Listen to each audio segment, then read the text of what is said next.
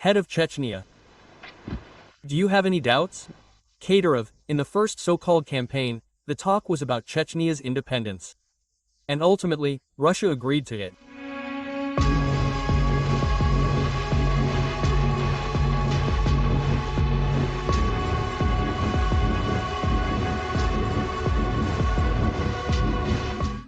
Putin's sensational interview from December 2000 fell into the wrong hands, which crosses out the Russian narrative. Chechnya is part of Russia. This is a confession by the head of state, who is carrying out aggression against a foreign country.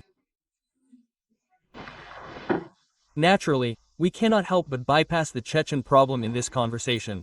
What, in your opinion, are the results, both military and political? Well, first, a few words, actually, about the problem. If in the first so-called campaign, the talk was about Chechnya's independence, and ultimately, Russia agreed to it, you know, I'm not afraid to say now, agreed at the cost of national shame, but agreed to it.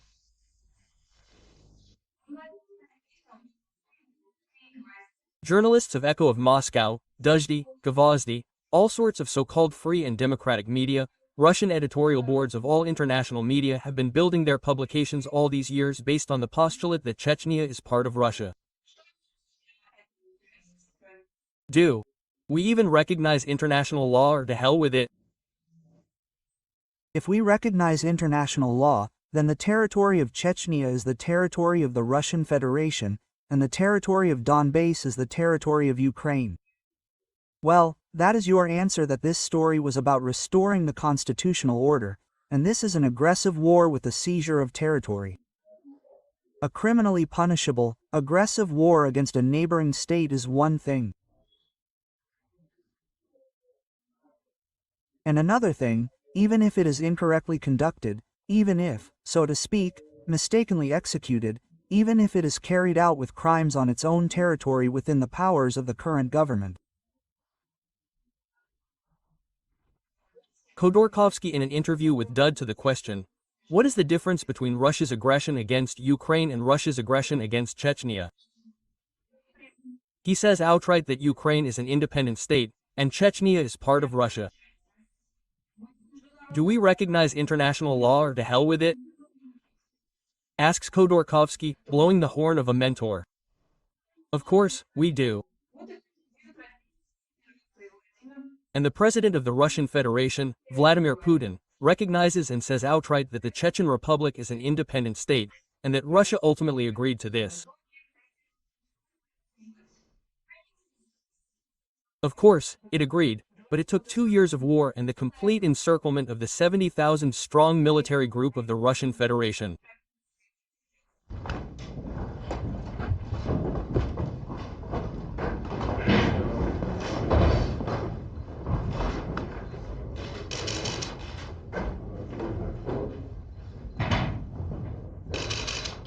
Russia's capitulation followed.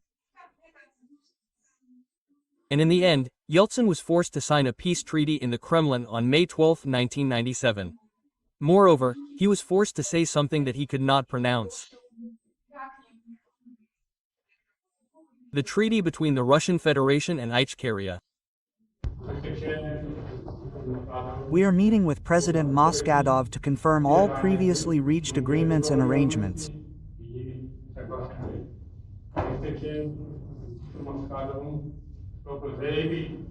We are meeting with President Askhadov to declare our firm intention to forever renounce the use of force or the threat of its use against the Federation and the Republic of Ichkeria.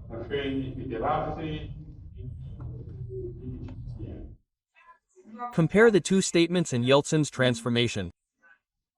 Here he is speaking on December 27, 1990. Riha, Chechnya. This is Russian territory, it cannot be otherwise. Russian soldiers and officers defend the unity of Russia. This is an essential condition for the existence of the Russian state. The Chechen Republic is part of the Russian Federation, the composition of which is enshrined in the Constitution. And in 1997, 2 independent states sign a peace treaty based on international law. Go and look at the UN website. It is still there, including in Russian.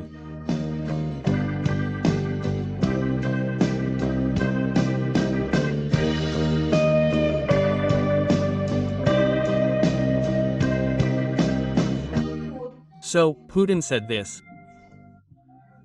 Russia agreed to independence. But then the president begins setting the task for the military, politicians and journalists. An organized campaign begins under the name, Correcting the Mistake. Well, it turns out that we caught journalists lying, working out the methodology of the task given by Putin in 2000. Putin formulates it clearly. Let's analyze this task of Putin's, which Russian politicians and journalists are still working out. Well, first, 2 words, actually, about the problem. Putin denotes the problem. He, like a lawyer, builds his speech on verified terms. He says, let's first talk about the problem.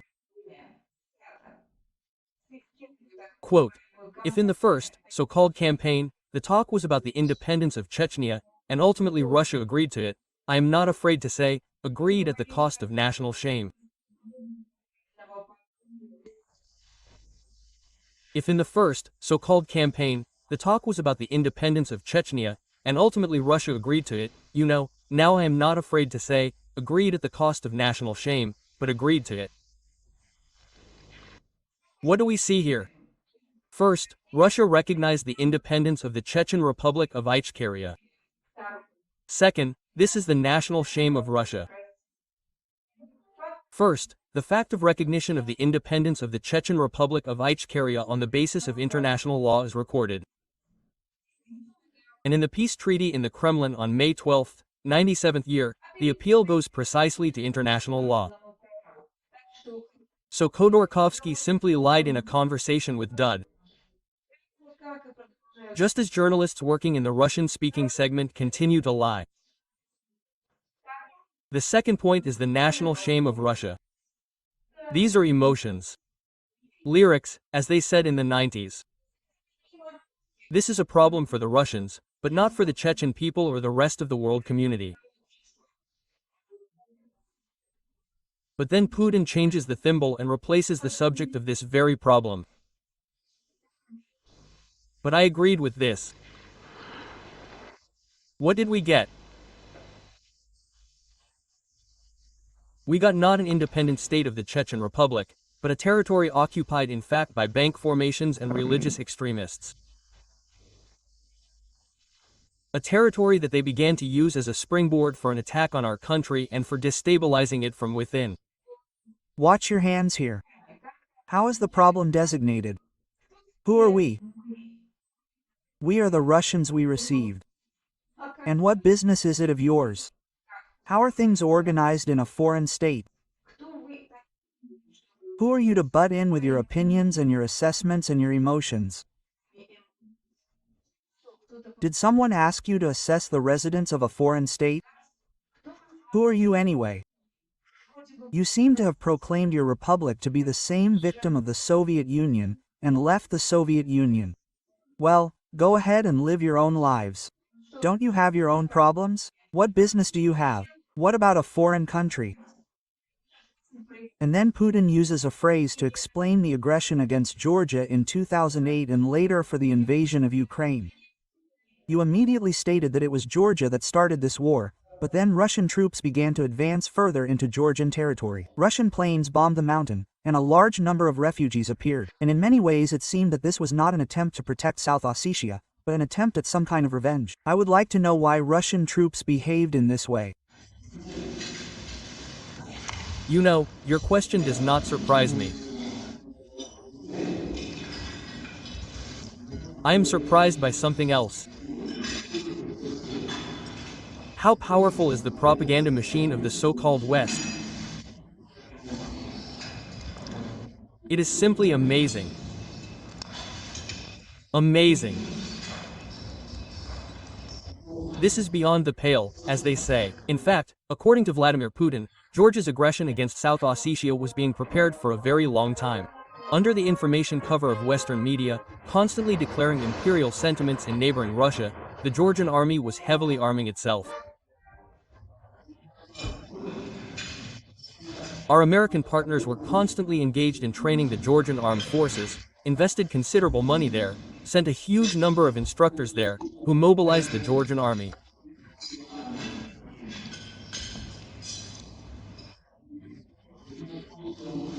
And instead of searching, a rather complex search for a solution to interethnic contradictions, to an interethnic conflict, in my opinion, simply one of the parties to this conflict, the Georgian side was pushed to these aggressive actions. That's what happened. Of course, we were forced to answer. How could it be otherwise? What did you expect, for us to wave a penknife around there, or what? Then I hear about the inadequacy of the use of force. And what is an adequate use of force? When tanks, anti-aircraft fire systems, heavy artillery are used against us, should we shoot from a slingshot or something? Some forces that use Georgia, Ukraine as springboards for an attack on Russia. In order to defend the independence of Chechnya, it was not necessary to attack neighboring Dagestan, and even after that, we did not immediately decide to conduct operations in Chechnya. Only after the four-time attack on Dagestan and the explosions of apartment buildings in Moscow, we finally became convinced that we could not solve this problem without eliminating terrorist bases on the territory of the Chechen Republic itself. Only after that, we began operations on the territory of Chechnya. Investigations have long been conducted about the explosions of apartment buildings in Moscow. It has long been proven that the Chechens had nothing to do with these explosions. And it has been proven that the FSB under Putin's leadership blew up the buildings. Latinina on Echo Moskvy in the Dostup code program every Saturday built long chains through the Panki Gorge, Dagestan. Each time, Chechens ended up in the end. She diligently worked on Putin's assignment to blame the explosions of apartment buildings in 1999 on the Chechens. That is, Putin takes upon himself a strong-willed decision, an invasion, and gives the military politicians and journalists the task of closing the issue, that is, to carry out the task handed down by the president as part of the final solution to the Chechen issue. And how, in this case, does the case of the Chechen Republic of Shcheria differ from the case of Ukraine from the point of view of international law? The answer is, nothing. That is, President Putin himself recognizes that the Chechen Republic is an independent state and that he takes a strong-willed decision to carry out aggression against an independent state. The question that worries me, and what drives Khodorkovsky and a host of Russian journalists, including fugitives from the Putin regime. How can this be explained? Is it only an organized campaign with the issuance of instructions and manuals, or is it also an inner feeling? As Khodorkovsky said, they are ours. Having in mind the multi-thousand-strong group, re-equipped and prepared by Putin for the invasion, including the one prepared by Khodorkovsky. Well, what were you thinking when you realized, yes, that the machine gun that you would equip Ayman Samara with, it could be aimed not only at the criminals there, at the bandit, at someone else. Not Samara, Tomsk, yes. Well, Tomsk, I apologize, yes. Well, first of all, I believed in those guys who went there. I believed in these guys. That's it. And secondly, and this is again a psychological problem, with which it is very difficult to do something. Well, they are ours. Look how he admits that he persuaded the American shareholders of his company to make a decision to supply weapons to Putin's thugs.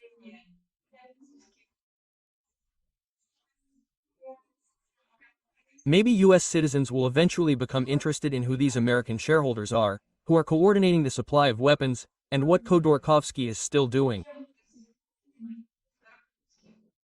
During the Second Chechen War, you, among other things, clothed, shot and supplied with uniforms the riot police, who did not exist. During the Second and Second Chechen Wars.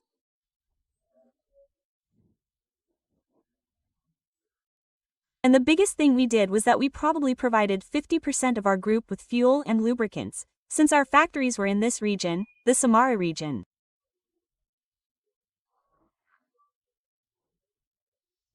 Yeah. We supplied the army with fuel and lubricants. I'll say right away, they paid, unlike the First Chechen War, but they paid so-so. That's it. That is, all the time, well, you understand, army officials always want to say, well, you owe it to your homeland, so we won't pay you 20 to 30% more.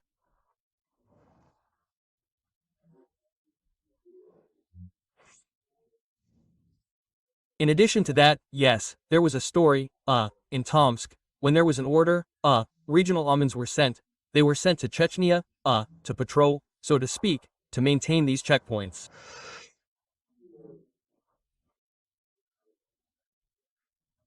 Well, in general, these are the commandant's tasks.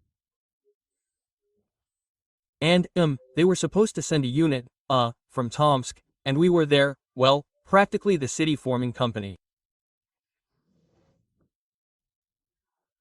And the local, leader of, I don't remember, the police or this special forces came to me. He said, we'll go there with a short-barreled weapon, we don't have anything. Well, you understand that Amen doesn't have much to do in Siberia. There are no tasks, so they only have a short-barreled weapon. I said, well, they'll give you some there. He said, yeah, they'll give you some. In short, he said, if you don't help, it's all over for the guys. What should we do? We agreed with the Institute of Special Equipment of the Ministry of Internal Affairs that they would supply weapons from their own resources. And I got it through the board of directors. I still remember it. The American members of the board of directors were shocked. Isn't it time for the gentlemen journalists to start confessing? It's going to get worse. It won't be possible to hide the truth for long, hiding behind support for Ukraine. The Ukrainians have more important things to do now. They are being exterminated by your country on the orders of your master Putin. But believe me, the Ukrainians will win, and it will definitely come to you, to your special operation to carry out Putin's assignment, to finally resolve the Chechen issue. After all, the Rada of Ukraine has recognized the fact of the temporary occupation of the Chechen Republic of Shcheria and the genocide of the Chechen people. And about the Chechen gangs, roll up this fax from the administration of the President of the Russian Federation, because the Ukrainians have already heard enough about neo-Nazis and Banderites roaming on the territory of Ukraine, who are attacking Russia. And this became the justification for a full-scale invasion of Russia into Ukraine. But what to do next? This means that we need to bring the matter to an end from the point of view of the military component. And here, I think, we need to move on to what we have already started doing. Namely, we have permanently stationed the 42nd Division there, very well prepared, well trained and better equipped than all other divisions. We have now deployed a brigade of internal troops there, we have practically finished deploying it. Direct combat operations with the gangs in some mountainous areas will be continued by special forces. They must be made up of professionals. And here is the confession of the war criminal Putin, the president of the country that decides to invade, violating international law. Yes, they have already started doing this. The 42nd Division, the Brigade of Internal Troops, and Special Forces are permanently stationed there. There have already been new Aldi, the murder of civilians. This murder was carried out by Amen. Amen was financed by Khodorkovsky, who himself admitted this in an interview with Dud. And here is another excellent statement from the President of Russia, which, according to international law, cannot stick its nose into someone else's state. And here he is trying to create governing bodies. Quote, the long-suffering Chechen people must realize, understand and support the efforts that Russia is making. End of quote. At the same time, we must gradually normalize the situation there, create create governing bodies and governing bodies. It is necessary, finally, for the long-suffering Chechen people to realize, understand and finally support the efforts that Russia is making. Well, such a strange Chechen people did not realize how much we love and care for them.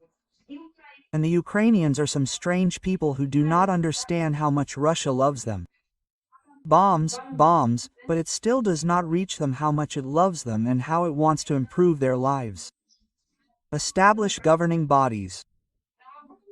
To the question of the journalists with pain and anxiety for Chechen women and men, who are not all fighters, Putin replies, the problems of Chechnya can only be solved by relying on the Chechens themselves. Vladimirovich, who will take on the creation of a measure of trust between the civilian population, between Chechen women and Chechen men, who are not all fighters, and the military. Only the Chechens themselves can do this. And the military. Well, of course, the military too. But the problems of Chechnya can only be solved by relying on the Chechens themselves. Let me once again draw your attention to the universal design of the occupation forces. It is incredibly important that our viewers understand that Russia and its punitive organ, the NKVD, have always acted according to this professional, one might even say, scientific scheme. International law condemns aggression, considers that aggression by one state against another sovereign state is unacceptable. Therefore, the aggressor in this coordinate system has a minus sign. In this system, there are heroes, people with a positive sign. In the occupier-victim system, these are people in Ukraine, Georgia, Chechnya and other occupied countries that are fighting for independence and freedom from the Russian Empire. Such as Jahar Dudayev, citizens of Ichkeria who did not accept the invasion of the aggressor, Gamsakhurdia, Stepan Bandera, Yaroslav Stetsko and other collaborators. Part of the occupied population that betrays its people goes to serve the occupier, committing crimes. This is Kadyrov and his clan, this is Shevardnadze, Ivanishvili, this is Sherbitsky, this is Ordzhonikidze and so on. The occupier is always the same. The Russian Empire, armed with punitive structures and a propaganda system. This is a constant. Let us now look at this system from the point of view of the Russian Empire occupier. The occupier replaces these fundamental concepts and changes the sign from plus to minus, from minus to plus. Heroes of the national resistance are called traitors and villains. How citizens of Ichkeria become members of a gang and terrorists, citizens of Ukraine neo-Nazis, Banderovites. Citizens of Georgia fascists, Sviatists. Occupiers and collaborators are called heroes. The punitive system ensures terror. The propaganda system ensures the substitution of key concepts hero, antihero, traitor. Head of Chechnya, deputy. Head of Chechnya. Do you have any doubts? Kadyrov. I want no one to have any doubts. We will have only one center of power in Chechnya. Akhmad Kadyrov. He was appointed president of the country and will perform his duties until we move on to other ways of resolving political issues of this kind. It is very difficult to unravel this complex tangle of substitution of concepts, which is woven by the occupier's propaganda, because the occupier's resources exceed the capabilities of the occupied country by a million times. Television, feature films, books, lectures, articles on the internet and Wikipedia pages, discussions at universities, in which heroes are replaced by anti-heroes, and are produced in huge quantities both in Russia itself and in the occupied territories, and in the territories of influence, and in the West. The trickiness of Russian propaganda reaches the point that even the occupied people can be subjected to propaganda and confuse their heroes with collaborators. For example, during the terror of the 91st and 93rd years, the Georgian people had the hero of the National Liberation Movement Zvyadog Sakhurdia replaced by collaborators Eduard Shevardnadze and Jubayu Siliani, a thief in law. This substitution worked among the Georgian people, and in Russia, and in the West. The Chechens, who defended independence, were awarded a negative sign instead of a plus sign and created the image of dangerous wild terrorists. The Ukrainians, heroes who did not put up with the occupation of Moscow in Soviet times, were given the image of ultra-radical elements, fascists, Banderites. And this substitution is still working. The occupier achieves many goals. To do discreetly, to break the linear historical memory of the people, to tear some historical period out of context and interpret it, to muffle the rest, to make invisible and insignificant. The Russian Empire can pretend to be a victim for a while in order to gain time. As in 1990, Yeltsin pretended to be a holy fool, painted the Russian people as victims of communism, but in 91 he already declared that Russia would return everything that rightfully belongs to Russia. To quarrel the occupied peoples among themselves, to shift the blame from the occupier to representatives of another occupied people, instead of strictly adhering to the construction. Occupier, collaborator, victim, hero. At best, they will twist your scalp for a long time. That Bandera or Gamsakhurdia were very complex characters with deviations, and the times were difficult, and the wife was to blame for everything, and a barrel of prisoners. Occupier Russia says, they are the murderers. It was Ukrainian fascists who attacked Russians. It was Saakashvili who attacked sleeping Russian peacekeepers. It was Chechen terrorists who attacked Russians. It was Nazi Gamsakhurdia who said Georgia for Georgians and terrorized the Russian population. This lie is shattered with one blow. Russia is an empire, an aggressor. Georgia, Ukraine, Chechnya are victims, murderers against the murdered. No Russians are to blame. It was Putin who fell from the oak tree. In order to turn everything back on its feet, it would seem, we need films, books, lectures, discussions in Western universities, TV programs that, while Ukrainians are dying at the front, would do just that, would return the importance of heroes, occupiers and collaborators in the murderer-murdered system to their place and would not allow us to be led into the swamp. Not everything is so clear-cut. No, and here a very important factor is the facade of the occupier Russia for the West and its democracy. Russia uses these institutions to its advantage. It uses a bandit raider method. And you prove it. Russia launches its cultural programs, exhibiting Russian culture to the Western public. Books are published in which the resentment of the Russian Empire and Russian culture is very strong. Therefore, the Western reader does not know at all about the suffering of Ukrainians, Chechens and Georgians for centuries from this same occupier, but knows the famous Russian names of Russian culture. The victims among the occupied population would like to correct those speaking and writing books in the West, but in response they are met with a disgusted look. Who are you? And firmly stuck out elbows. Representatives of Rossotradnichestvo have been replaced by refugees from Putinism, who also work well with their elbows in the West. And instead of working to restore the historical truth, we see obstruction and resistance from the same Russian world.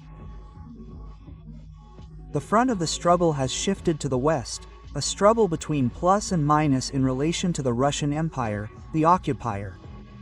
So they are substituting the concept today, carrying out Putin's task.